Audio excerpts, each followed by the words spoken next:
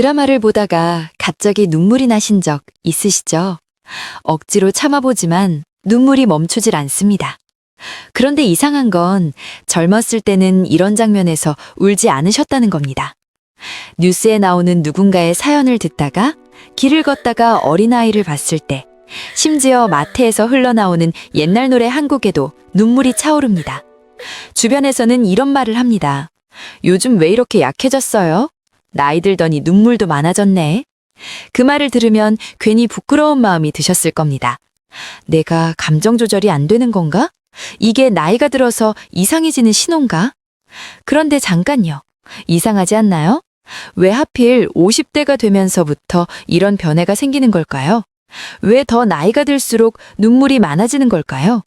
혹시 이건 뇌가 약해지는 게 아니라 반대로 더 지혜로워지고 있다는 신호라면 어떨까요? 오늘 이 질문에 대한 답을 드리려고 합니다. 이 영상을 끝까지 보시면 놀라운 사실을 하나 알게 되십니다.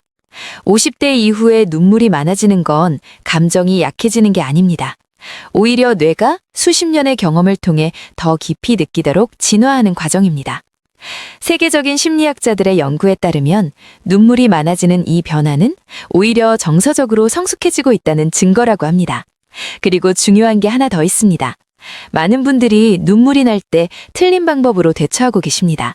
그게 오히려 더 큰 감정의 소용돌이를 만듭니다. 오늘은 3가지 올바른 대처법도 함께 드릴 텐데 이 3가지를 실천하신 분들은 더 이상 자신의 눈물을 부끄러워하지 않게 되셨습니다. 그리고 오늘 마지막에는 많은 분들이 이 말이 정말 위로가 됐다고 하신 반전 문장 하나를 드릴 예정입니다. 끝까지 함께 해주십시오. 스탠퍼드 대학교의 심리학자 로라 카스텐슨 교수는 수십 년에 걸친 연구 끝에 이런 말을 했습니다. 나이가 들수록 인간은 감정적으로 더 풍부해진다. 카스텐슨 교수의 연구팀은 20대부터 80대까지 수백 명을 수십 년간 추적 관찰했습니다.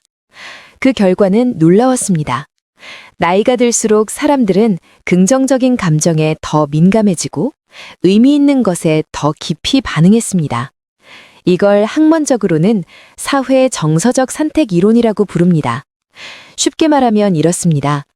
젊을 때 우리 뇌는 정보를 모으는 데 바빴습니다. 빠르게 판단하고 빠르게 움직여야 했으니까요. 그런데 50대가 넘어가면 뇌가 달라집니다. 지금 이 순간이 얼마나 소중한가를 더 깊이 인식하게 됩니다. 그래서 드라마의 한 장면, 길을 걷다 마주친 낯선 사람의 미소, 오래된 노래 한 곡이 그냥 지나치지 않게 되는 겁니다. 뇌과학적으로도 근거가 있습니다. 감정을 처리하는 편도체와 이성으로 감정을 조절하는 전두엽의 관계가 50대 이후에 변화하면서 순간적으로 감동이 더 빠르게 반응합니다. 이건 고장난 게 아닙니다. 수십 년의 경험이 쌓여 뇌가 더 세밀하게 세상을 느끼게 된 것입니다. 그런데 많은 분들이 이 변화를 겪으면서 이렇게 하십니다. 참아야 해. 어른이 울면 안 되지. 주변 사람들이 불편해할 것 같아서 꾹 누른다. 눈물이 나오려 하면 화제를 바꾸거나 자리를 피하거나 강하게 마음을 다잡습니다. 이게 왜 문제일까요? 하지만 뇌과학적으로 보면 이건 오히려 감정의 압력솥을 만드는 일입니다. 하버드 의대의 연구에 따르면 감정을 억압할 때 뇌는 그 감정을 없애지 않습니다. 오히려 무의식 속에 더 강하게 저장합니다. 억지로 참은 눈물은 사라지지 않습니다. 예상치 못한 순간 더 큰 파도로 올라옵니다. 그게 갑작스러운 짜증, 이유 없는 피로감, 혹은 깊은 밤의 무거운 감정으로 나타납니다. 또 하나의 오해가 있습니다. 이게 우울증 아닐까? 걱정하시는 분들이 많습니다.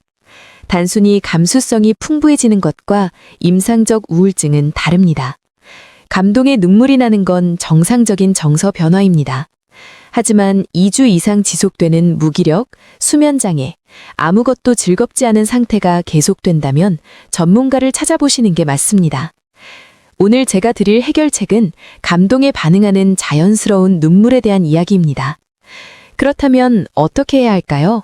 3가지를 알려드리겠습니다. 첫 번째, 허용입니다. 눈물을 막으려 하지 마십시오. 그 눈물을 잠깐 허용해 주십시오. 심리학에서는 이걸 감정의 완전한 경험이라고 합니다. 눈물을 끝까지 흘리면 뇌 안에서 감정 처리가 완료됩니다. 그러면 오히려 더 빨리 안정됩니다. 실제로 미국 미네소타 대학교의 연구에서 울고 난 직후 사람들의 스트레스 호르몬인 코르티솔 수치가 유의미하게 낮아진 것이 확인됐습니다. 눈물은 뇌가 스스로를 정화하는 방법입니다. 두 번째, 이름 붙이기입니다. 눈물이 날 때 속으로 이렇게 말해보십시오. 아, 지금 나는 그리움을 느끼고 있구나. 지금 나는 감동을 받은 거구나. UCLA의 신경과학자 매튜 리버만 교수는 감정에 이름을 붙이는 행위만으로도 편도체의 과잉 반응이 줄어든다는 것을 fMRI로 증명했습니다. 감정에 이름을 붙이는 건 감정을 다스리는 첫 번째 열쇠입니다. 세 번째, 연결입니다. 자신의 눈물을 누군가에게 말해보십시오. 나 오늘 드라마 보다가 울었어. 아주 가볍게도 좋습니다. 시카고 대학교의 존 카치오포 교수의 연구에 따르면 감정을 공유하는 행위는 뇌 안의 사회적 보상 회로를 활성화시켜 외로움과 감정적 고립을 줄입니다. 눈물을 혼자 삼키지 마십시오. 가볍게 꺼내는 것만으로 관계가 더 깊어집니다. 자신을 너무 탓하지 마십시오. 눈물이 많아졌다고 해서 약해진 게 아닙니다. 이상해진 게 아닙니다. 수십 년을 살아오면서 기쁨도 슬픔도 상실도 사랑도 경험한 당신의 뇌가 이제 세상을 더 깊이 느끼도록 성장한 겁니다. 오늘 당장 한 가지만 해보십시오. 눈물이 날 것 같은 순간 꾹 참는 대신 딱 30초만 그 감정을 그냥 두어보십시오. 그리고 속으로 이렇게 말해보십시오. 지금 나는 살아있구나. 마지막으로 한 말씀 드리겠습니다. 많은 분들이 이렇게 생각하십니다. 기분이 좋아지면 움직여야지. 마음이 편해지면 그때 변화해야지. 하지만 심리학은 반대로 말합니다. 기분이 행동을 이끄는 게 아닙니다. 행동이 기분을 이끕니다. 오늘 그 눈물을 억지로 삼키지 않는 것, 그 작은 행동 하나가 내 감정과 화해하는 시작입니다.